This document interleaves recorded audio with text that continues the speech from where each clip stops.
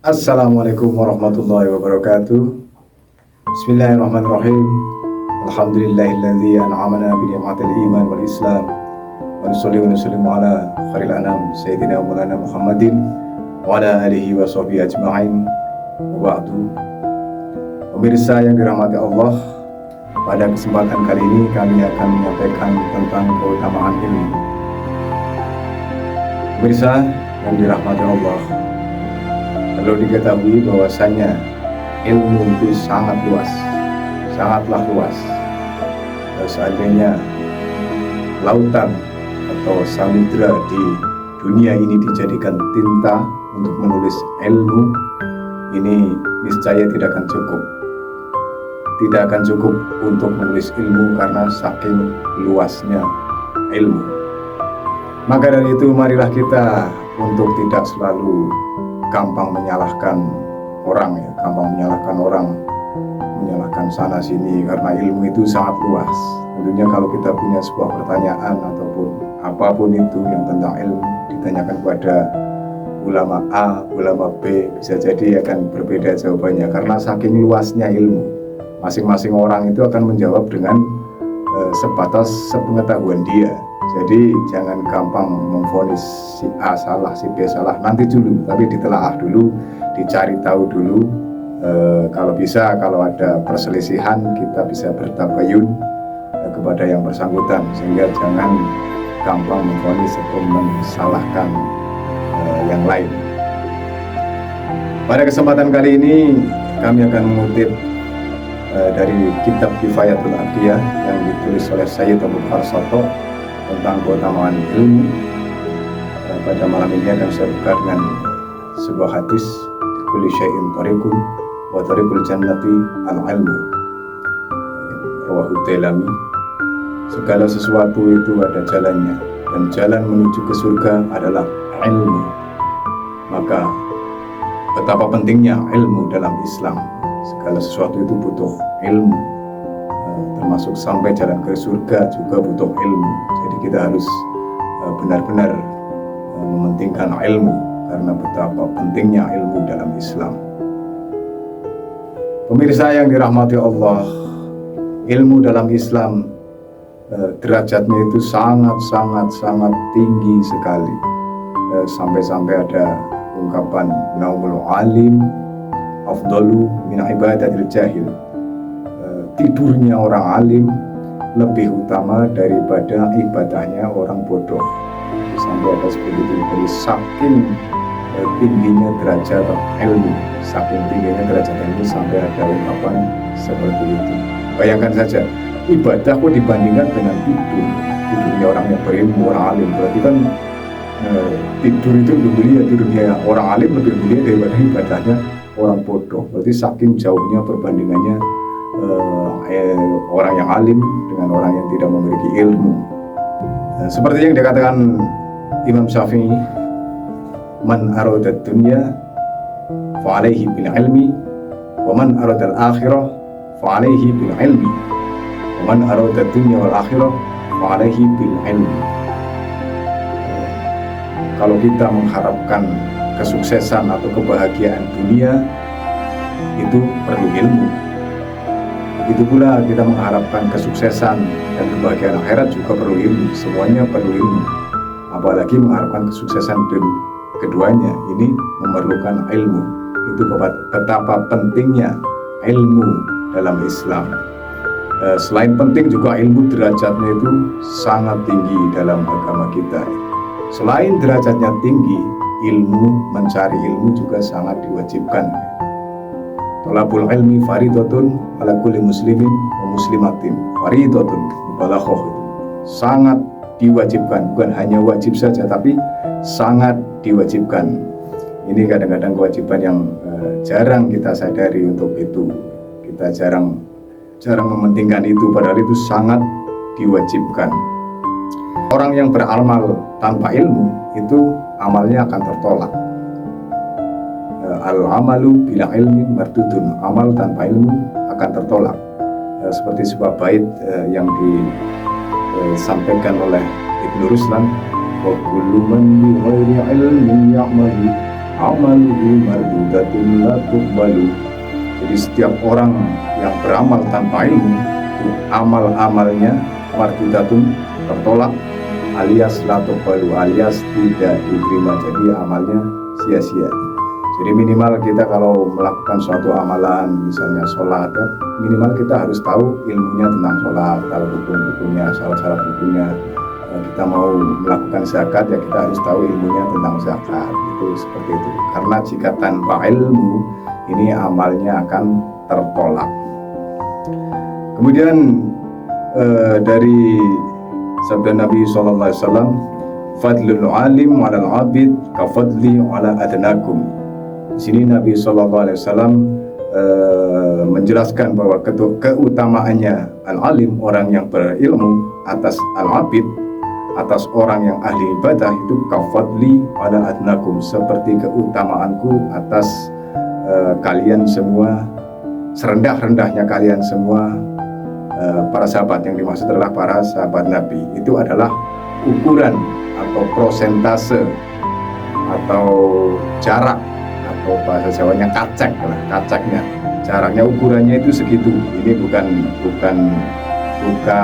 menyerupakan atau menyetarakan ulama al-alim, orang yang berilmu, dengan Nabi, itu tidak. Tapi Nabi di situ menjelaskan prosentasenya, itu seperti keutamaannya Nabi atas rendah-rendahnya sahabat daripada para sahabat Nabi, itu jaraknya segitu.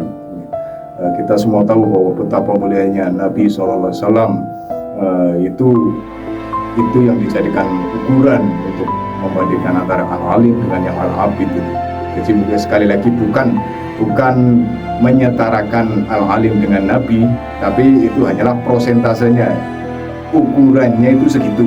Nabi itu menyampaikan ukurannya segitu, seperti keutamaanku atas serendah-rendahnya kalian semua, ya, para sahabatku ini. Itu berarti kan jaraknya tentunya jauh sekali antara al-alim dengan al-abid. Betapa mulianya derajatnya orang yang berilmu.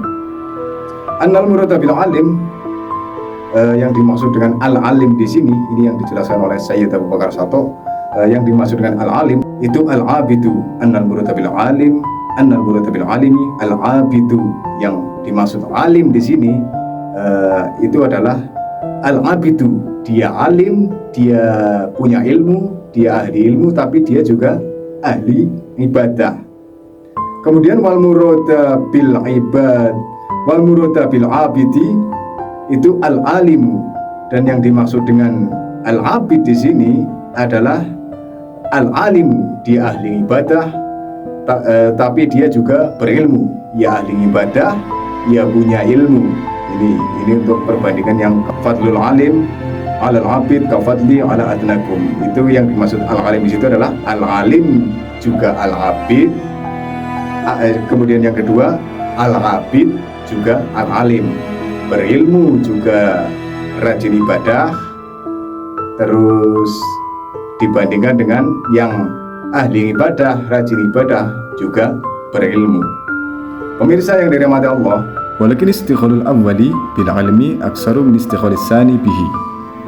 Akan tetapi yang pertama, al-alim ya al-abid, ahli punya ilmu juga ahli ibadah, ini Istighalul awwali bil ilmi aksaru min istighalis tsani.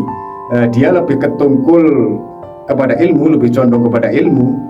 Ketungkul bahasa Jawanya ketungkul, bahasa Indonesianya lebih disibukkan dengan ilmu daripada kesibukan ibadah sendiri. Artinya dia lebih banyak di aktivitas bergelut dengan ilmu, ya, seperti mengajar di madrasah, mengajar di TPQ, mengajar di pesantren, mengajar di sekolah-sekolah, bapak ibu guru, lebih dicondongkan dengan itu daripada ibadah sendiri. Kemudian yang kedua, wastighalus tsani bil ibadati aksaru min istighalil awwali biha. Sedangkan yang kedua, al-abid ya al-alim, dia ahli ibadah tapi juga alim, cuma dia lebih ketungkul, lebih disibukkan dengan ibadah sendiri, seperti zikir sendiri, ibadah-ibadah sendiri, pokoknya lah amal-amal sendiri, daripada disibukkan dengan ilmu. Dia lebih condong ke ibadah sendiri daripada condong bergelut dengan ilmu. Misalnya dia jarang ngajar, dia jarang ngajar di TPQ, dia jarang ngajar di madrasah, dia jarang mutolaah kitab, dia jarang membahas masalah-masalah tentang keilmuan, dia hanya sibuk dengan ibadah sendiri. Itu untuk yang kedua, al-abid dan juga al-alim. Itu tadi ukuran antara yang al-alim, yang ahli ahli ilmu dengan ahli ibadah, jaraknya atau kaceknya, selisihnya itu sama seperti kafadli ala adnakum, seperti utamanya Nabi SAW dengan serendah-rendahnya kalian semua. Kalian semuanya yang dimaksud adalah para sahabat Nabi. Itu segitu jarak prosentasenya itu antara al-alim dengan al-abid. Tentunya sangat mulia sekali atau sangat tinggi sekali derajatnya al-alim, derajatnya orang-orang yang disibukkan dengan ilmu, disibukkan dengan mengajar. Kalau itu sepertinya yang dimaksudkan oleh Sayyid Abu Bakar Sato ini mendekati seperti kiai-kiai kita di Nusantara ini, di Indonesia ini.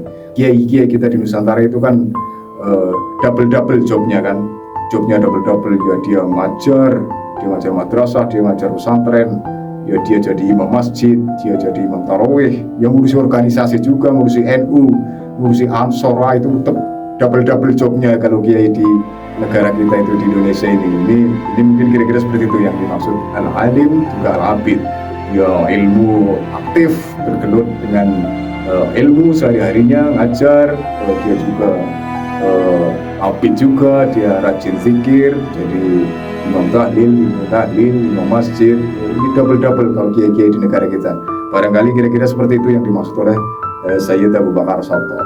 Itu untuk kemuliaannya, prosentasenya orang yang berilmu dengan orang yang ahli ibadah. Tapi yang dalam hadis demikian tadi adalah al-alim juga al-abid. Dia ahli ilmu juga ahli ibadah, dengan al-abid juga al-alim. Itu saja jaraknya segitu. Apalagi prosentase atau perbandingan antara al-alim dengan al-abid yang bighairi ilmin, yang tanpa ilmu, yang sama-sama berilmu saja prosentasenya jauh segitu, apalagi yang tanpa ilmu. Itulah betapa pentingnya ilmu di dalam Islam. Para pemirsa yang dirahmati Allah, saya akan membacakan sebuah bait yang masih saya ambil dari kitab Kifayatul Atqiyah. Innal ilaha wa ala kulli samaihi wal ardi hatta al-khuti ma'anam lil falah kullun yusalli ya habibi ala alladhi qad 'allama al-khairal unasa mukhassila. Jamaah pemirsa yang dirahmati Allah, innal ilaha, bahwa sungguhnya Allah Subhanahu wa taala, Allah taala Tuhan kita, wa ala kulli samaihi, dan para penduduk langit, wal ardi, dan penduduk bumi, hatal khuti bisa, hatal khuta juga bisa.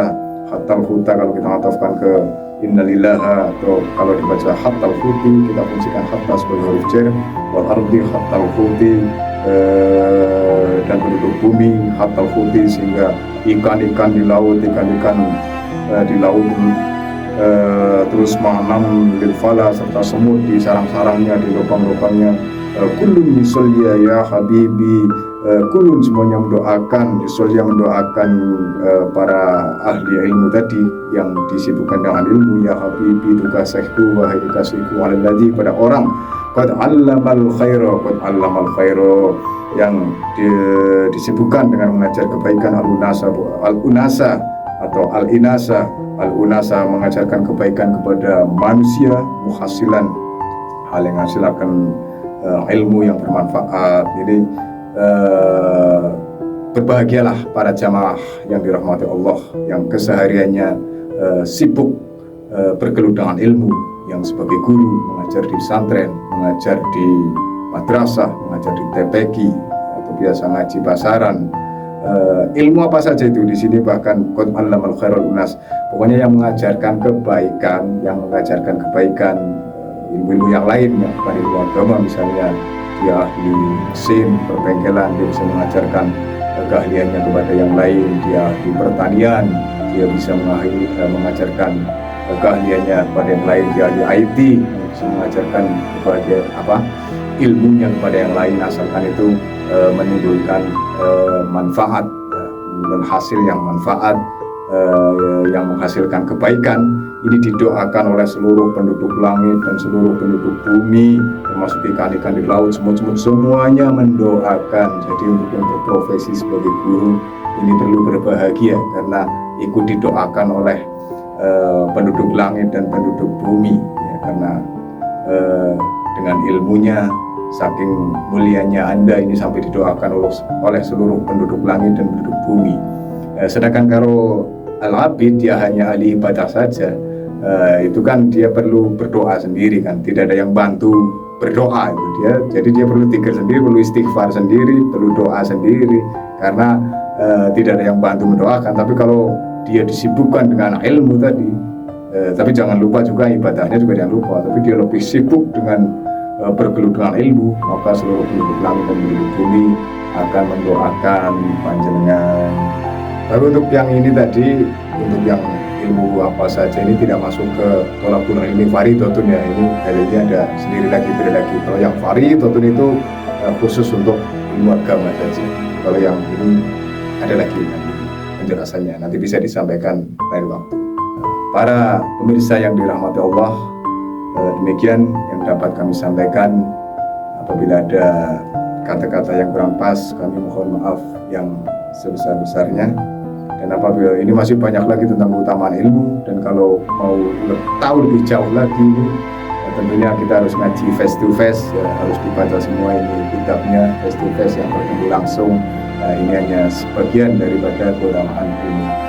Kami akhiri, wallahu muwaffiq ila aqwamit thoriq. Wassalamualaikum warahmatullahi wabarakatuh.